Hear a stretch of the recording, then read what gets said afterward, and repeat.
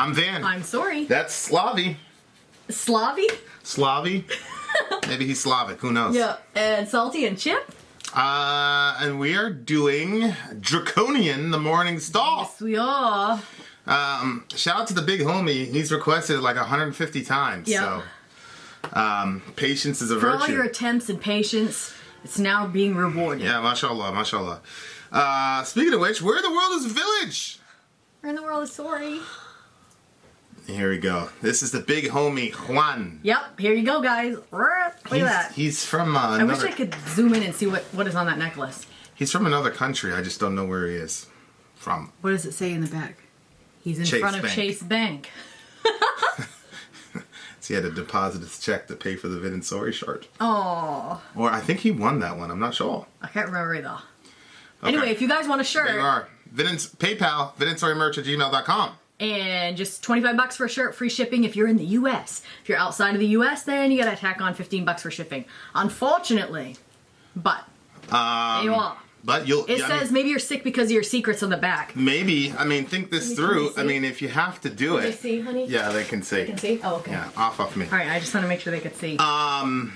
Think about this. If you're in like a different country, you'd probably be the only person in that country. That's true with that shirt. With that shirt. Like, we got people in Egypt, we got people in UAE. It's true. They're the only ones. Yeah. Limited edition. Literally. How real is that? Yeah. All right. And if you see somebody wearing the shirt, then you're like, hey, you're in the village, and you can be friends.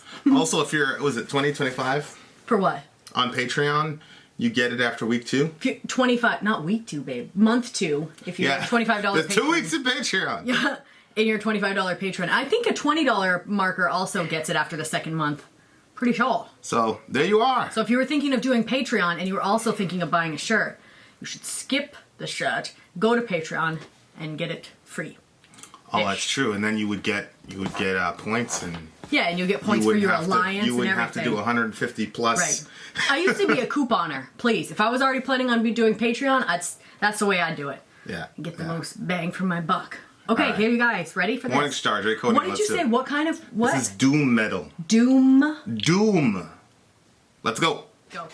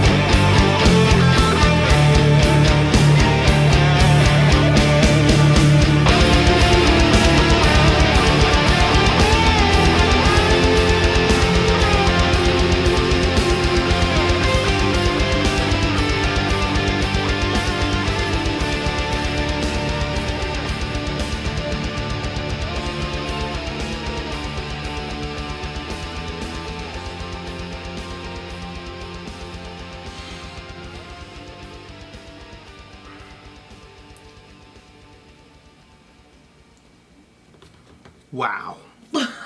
Yikes. Yikes. That was some beautiful shit. They're really good. What? And you know what's crazy? I was thinking, you know what? Sorry you went to Walmart for I did. Actually, I need that because I want to read something. Let's see. Now? Well, yeah, I want to say what it reminded me of. You would use Jan's Bible? Yeah, he would like it probably that it's going to get its first use with us and then it's going to be headed out to him. No, it's crazy because I was thinking it needs a female voice at this next part. Were you really? Yes, I'm like, that's what they need. Because I could hear it in my head. And then, boom, they came in. I was like, what? Okay, there you have it. Unbelievable. They were right about some of the stuff, but some of the stuff they did wrong. Go ahead. I don't know what you're talking about. Go for it. Well, it's partway down when we hit through the lyrics. Okay. When we get to it, I'll be like, what do you think it's about? I mean, it's about worshiping some, I don't know, dragon god or something, and I something like that, and then that's gonna overtake. Well, I guess actually it's talking about Satan, but it said like something about a dragon at first, so I was thinking of something. But anyway, it's it seems like he's gonna overtake God, and it, like all the darkness is gonna take over. So that way, the last final prayer that's like ascending to God is gonna be like cloaked in darkness. That's gonna drag it back down, and then they're all gonna, I don't know, rush heaven and then crack God's skull wide open. That was the part that I was like, well, I just think that so. Psalm 2 says, no, wait, yes, okay, it is. Why do the heathen rage and the people imagine a vain thing? The kings of the earth set themselves, and the rulers take counsel together against the Lord and against his anointed, saying, let us break their bands asunder and cast away their cords from us. He who sits in the heavens laughs. Shall laugh, and the Lord shall have them in derision. Then it says actually that God is going to speak to them, but I speak just to him in his wrath and terrify them in his fury. Yeah, but I was like, I just thought that was interesting. I'm like, no, like they, you know, when they're making this song, they like feel like a badass. They're gonna go up there and crack this guy, and he's like, he's laughing at him. No, it's not. There's no close like Satan and God. It's not like there's like this wrestling match between the two. Yeah, it's Satan's like that bad guy, you know, in the movies or the cartoons when you were a kid. I don't know if you ever watched them. I watched some. But the bad guy would always be like, ha ha, and then they would tell you what their plan was. Because they were too prideful. Yeah. To just I never realized it was their pride that was doing that. You're right. Too prideful to just execute it. Yeah. So they'd be like, yeah, you didn't know that there was a key under the wall in the apartment. Yeah. No, we're gonna overcome you. And then, like the whole time, he was talking on the walkie-talkie. So the other guy goes and takes the key, and then when the other back up, there's no key, and then all the cops show up. You know, like oh man, what's that show? The guys were all Snoopy. No. The guy was always high. High? Yeah, with his dog. And I'm they were sure scared of everything. That. Oh yeah, it's a Scooby-Doo. Scooby-Doo. I was not allowed to watch that. That happened every single time in Scooby-Doo. Really? Yeah, it was always his ghoul, and it turned out just a regular guy. He was always this ghost figure. Yeah, it was always a regular dude. It's like, ha ha ha, you idiots. Little did you know. And then the guy was the Shaggy. He was all high all the time. He's like, oh shit, there's multiple reasons why I wouldn't have been able to watch they had like flowers and shit on their van. Yeah, you know, they even went through this phase too, not my parents' church, but the church that was heavily influenced my parents, where they said things with talking animals, that was really bad, so that's why. Yeah. So Bible then? That's true, we never really thought about that. Bible has talking animals again. We like had such a small movie collection, it was like almost nothing, you know, and there was like one, The Fox and the Hound. We could have that one. Couldn't watch that one. No, we could. I was like, any second we're gonna lose The Fox and the Hound too. I was like 18. I'm just kidding. Okay. So yeah, I mean, I think it was... This is one of these sympathy for the devil songs and God is a bad guy. I'll tell you what, I got like goosebumps at the end. Well, they can sing. The end part where it was saying like, I am the light that leads to darkness. I am the night, the whole pandemonium, which is just like chaos, right? Yeah. But that was like dead on right, because it says in the Bible that Satan comes as an angel of light. Right. So it looks like a really good thing. And somebody said, and I don't know if it was in a song or if somebody messaged it to me or what, but they basically said, when Satan is at his brightest, he's actually at his worst or something like that. Like basically, when he looks the most inviting, he's actually doing his dirtiest deeds. Yeah. But that was all dead on. I was like, it is. Like, I know so many people that have, like, entered satanic stuff or, you know, like, stuff that has become very terrifying for them. And it started out like, oh, this is a good thing. You know, some people it was like a family member passes away and they want to be able to talk to that family member, and then some spirit comes to them in the form of their family member, and it looks like such a good thing and it's so comforting. And then, you know, I mean, I haven't talked to tons of people, but there's been a handful of them that I've talked to that have done this, and it turned into terror after time. And then it turned out, well, my grandmother really wouldn't have acted like that. So then it kind of like, whoa, wait a minute. But yeah. So behold pandemonium, behold the Morningstar, behold Lucifer. I don't know. I still get goosebumps when I'm saying it. Yeah, I mean, it's deep shit. Of course, like, there's all the exotic stuff about Satan, but there's always like that concept of something that's bright and shiny. Yeah. That ends up bringing a lot of darkness and chaos into your life. Yeah. So it's like, you know, drugs, for example. Yeah. You know, there's like a certain type of ooh, ah. And then when you actually engage in it, it just brings a ton of darkness and it unravels your life. Jeez. Like we've seen it, like people that that's Satan. Yep. Like the Baphomet statue is not Satan. Like that's not, like nobody's looking at that and being like, oh shit, this is the angel of light. Like anybody who's attracted to the Baphomet statue has already been initiated. Oh. Like the priest fucking up kids. I thought it was a pretty statue. Yeah, it's pretty. It's very artistic. It's very and symmetrical. Yeah, and like, well, it's interesting because Lewis has sort of like a Baphomet type character. Who? In Lewis? Lewis. In but he's a good guy. Yes, that character that comes to he's the a kids. Minotaur kind of thing. Yeah, so it's like, you know, that stuff, that's not the, you know, like the White Witch in the show, like in the Lion Witch in the Wardrobe. Lion Witch in the Wardrobe, that's right. She's all in all white and she's, you know, beautiful. Giving him treats and giving out treats. Like that's how Turkish the devil delight. operates. I can't believe we didn't get those Turkish delights. And laws for the lawless. I mean, what do you want to happen? You know, it's like, I don't know. It's just strange to me. And so, like, if you look at the progression when Jesus shows up, then the emphasis becomes on, okay, be like that guy, and not a list of do this, don't do that. Mm-hmm. It's just, okay, that's like the perfect human. That's like a fully developed, mature human as it was supposed to be. Mm-hmm. And it was like, okay, that's the perfect representation of what you need to be on the earth. And so it's like God's default is never to initiate a bunch of rules and laws in the first place. Mm-hmm. It's us that need it because we're so crazy.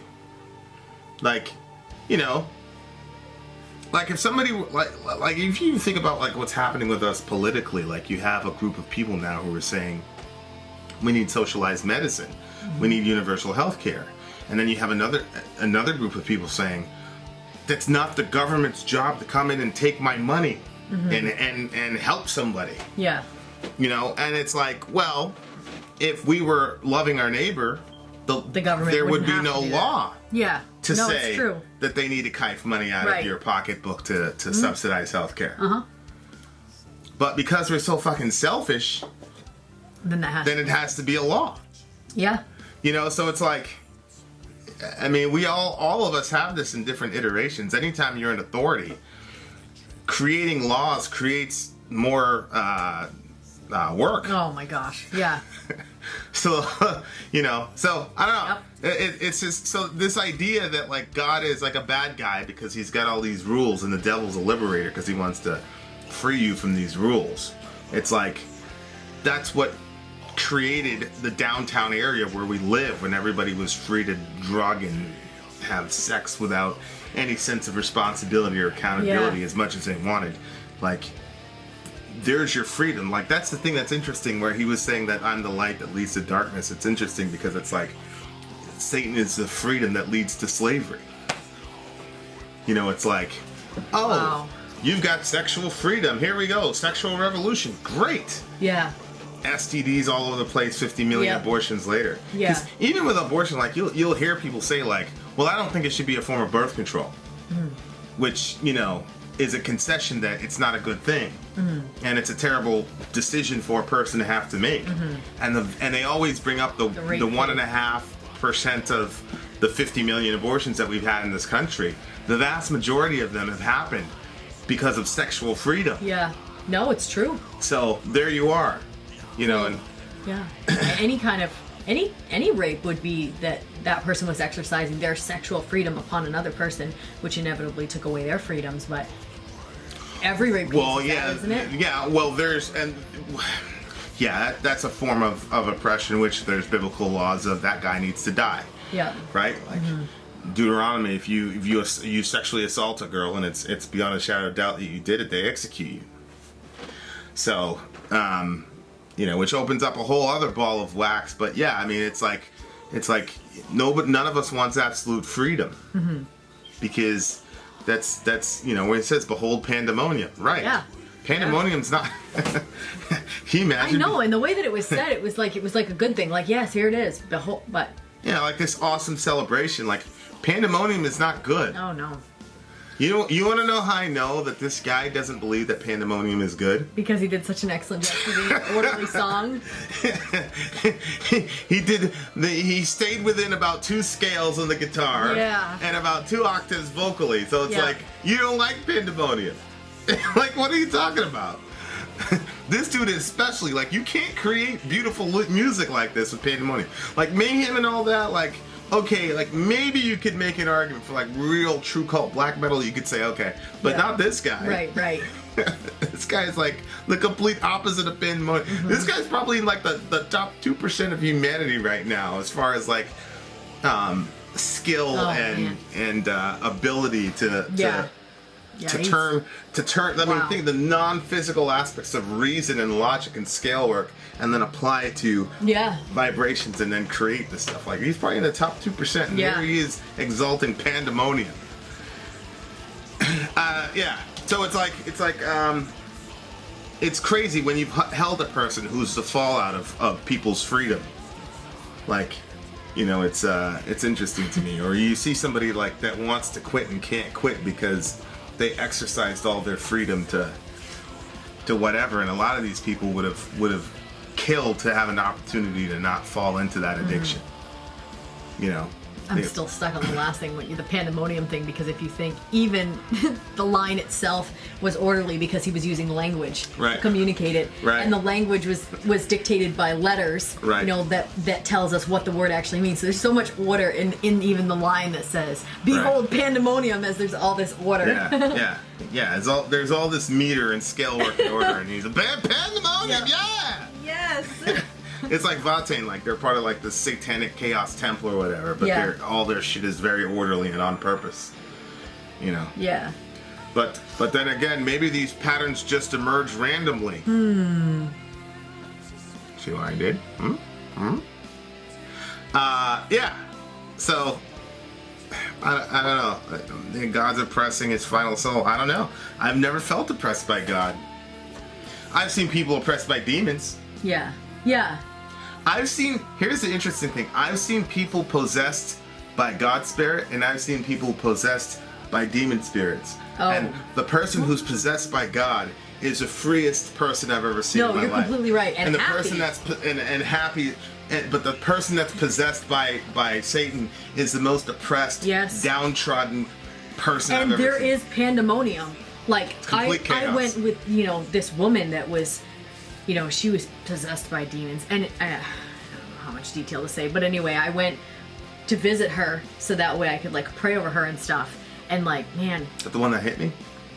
no, Okay. it's another skinny one though. That's an interesting story. Yeah. We should do like a ghost stories, Vin and Sori ghost stories. No, it wouldn't be ghost stories; it would be exorcisms. Well, Vin and Sori ghost stories is it rolls off the tongue. It You does. are a horrible marketer. It does. Go ahead. Well, exorcisms to me We're sounds more interesting. We're so late. But anyway, so I prayed. I went up there to pray with her, and like when I went into her apartment, there was so much chaos everywhere, and there was like hair all over the floor because she was like cutting her own hair like all in this chaotic way, and there was half-burnt candles in different places, and food just in the fridge that had been given to her but just rotting and Is that dripping older out. lady? Yeah. Oh, yeah. She said she didn't want to be liberated from the demon. That's what she ended up telling me She said she liked it. because it was weird. Like, well, we'll probably tell a story another time. Yeah. Yeah. Okay, we'll tell you guys a story another time. It's a pretty interesting story. All right. Interesting lady, for sure. Yeah, but then I think to myself, like, I don't want to say I pity because people with this inclination don't want pity, so I'm trying to find another word, but, like, I wonder what it would be, because like I said, I've known God all my life. Yeah. And he's always been a savior and a whatever. Mm-hmm. And even when he laid down laws and rules, I understood why. Yeah. But I wonder what it would be like to not have that context. Because the thing is, when a person says something, if you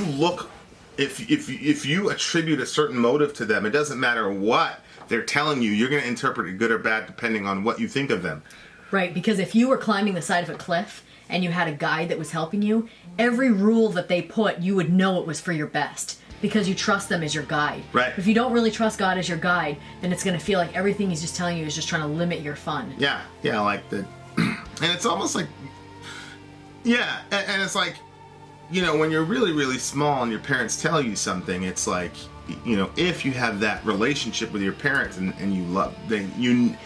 I ask Dorian all the time, do you know that I love you? He's like, yeah, I know you love me. What's wrong with you? So it's like that's the ultimate thing. Like, I really want them to know is that I love them, because then if you perceive that the person is telling you this because they love you, then you're gonna interpret things completely different. Yeah. So when I say I've always known God, I can look at the same stuff and go, well, yeah, I mean, yeah. But I'm always assuming a good motive from God.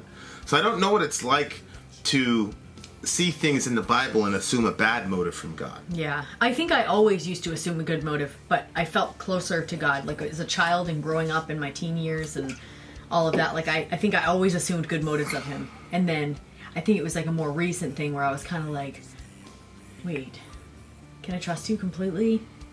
Because life's been hard, and I guess, I don't know, I'm used to difficulties. Well, you merely adopted the dog. Yeah, you were born in it. I was born in it. Yeah, sometimes I feel bad for you because of that, and then sometimes I'm like, does it make it easier? I mean, But I feel bad for you. You have a hard time to get out of bed sometimes, too. Well, that's just, I'm diagnosed with major depression. That has nothing to do with the situation. Sure. Things could be going really well. Like, honestly, for me, Yeah. when I look at my life, like, this period right here is one of the best times of my life. Like, there's no, like, I know it's hard for you, but Yeah. like, this is one of the best times of my life. So that, it doesn't matter if I'm happy or whatever, if I'm safe or if I'm in a bad, you know, like, it doesn't matter. Like, I'm always that's gonna be with me for the rest of my life as far as depression goes. But like, this particular period of my life is the best, funnest time of my life I've had in a very, very long time. Like, I feel like I'm finally getting a break for the last, I've been whatever for the last decade of my life. Oh my God. And I'm finally getting to rest and chill out and just be happy. So I think I always feel like, because this phase of my life, like, I feel like I'm like just struggling like a lot, and so like I feel like that I'm like, I always used to feel like I was like fun and exciting and hey, let's do adventures and blah blah blah, and like at this point I'm kind of like my energy level seems like it's like low energy, and like Jen. I cry a lot. I never cried so much. I cry a lot, you know, and stuff like that. So I don't know, you used to be a crier all the time. Ask my family. Anytime like you talk about like, anything that has to do with God, or if somebody's going through a hard time, or if somebody reaches out to God and pray, all those things have always made me emotional. But just as far as like I'm stressed out and so then I cry, that was not something that I did. That's right. So I feel bad like for you, because I always feel like, oh, I just wanted to be. People used to say you're gonna be all like whatever when you get married because you're gonna want to be the perfect wife, and I wasn't really like that in my first marriage. I was kind of like, okay, like I'm good, like I know I'm doing good, I'm doing a damn good job.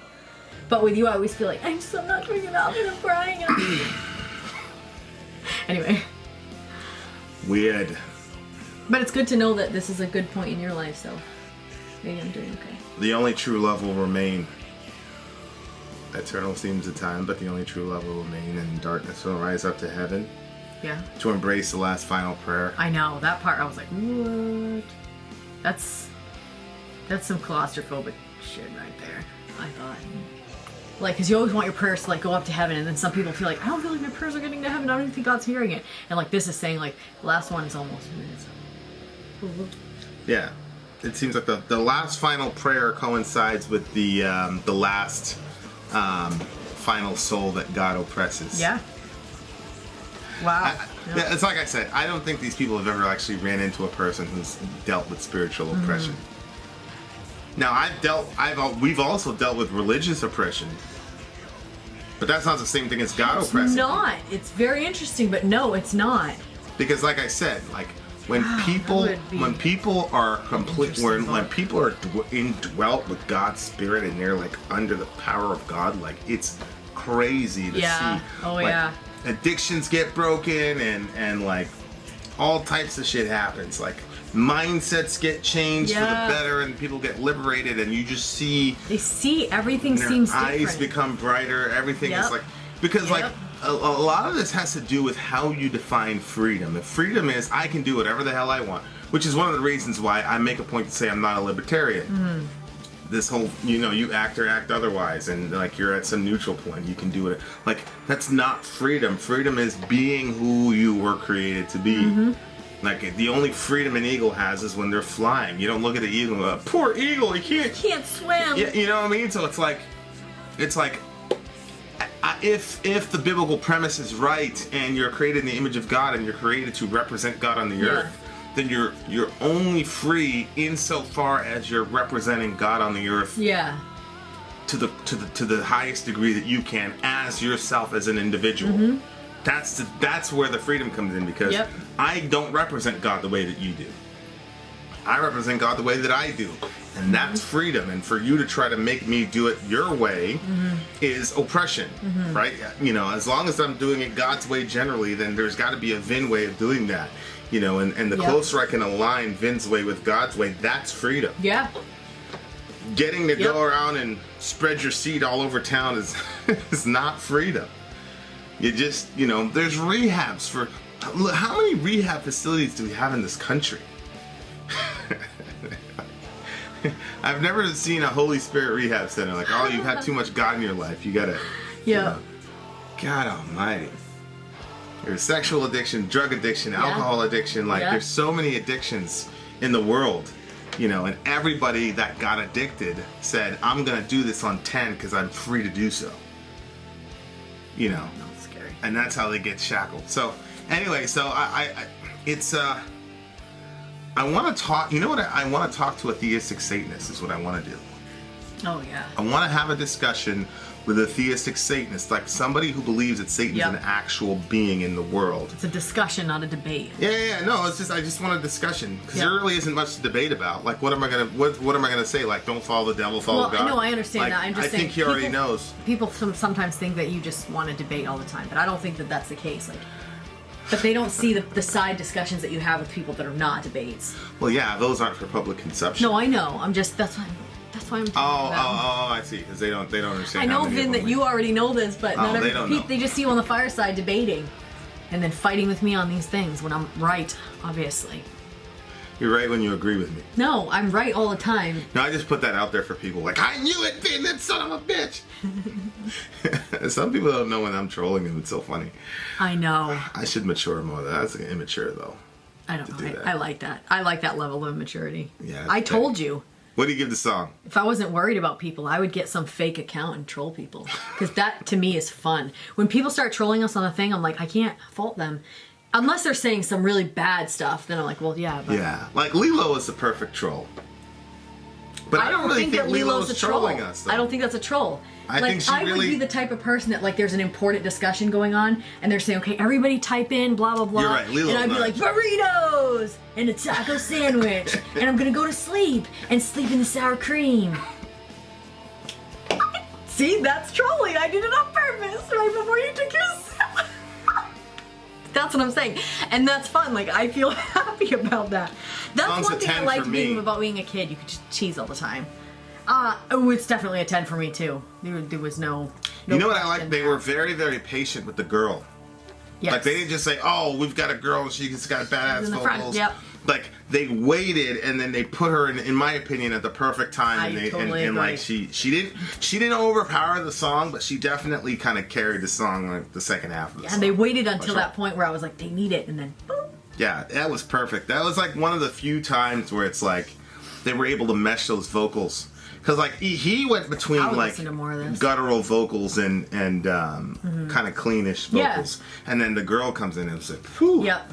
Just and of course the idea of Satan being like this sort of beautiful yet hypnotically beautiful but horrible being. Yeah. Was reflected in the musicianship and the way they vocalized things. Like, you had the beauty, but you had ugly, and then you had hypnotic, but then you had heavy. Oh, I mean, yeah. it was like all those paradoxes and contradictions of what the Lucifer is, or the devil is. Yep. They captured, I think, musically as well. I agree. Like, I agree. whoo! Even heard some bass. I always appreciate when I can actually hear the bass. Yep. Some of that has to do with the fact that just metal is just sloppy with it. Some of it has to Shout do out with to Juan. Is it Juan? Juan? How do you say it?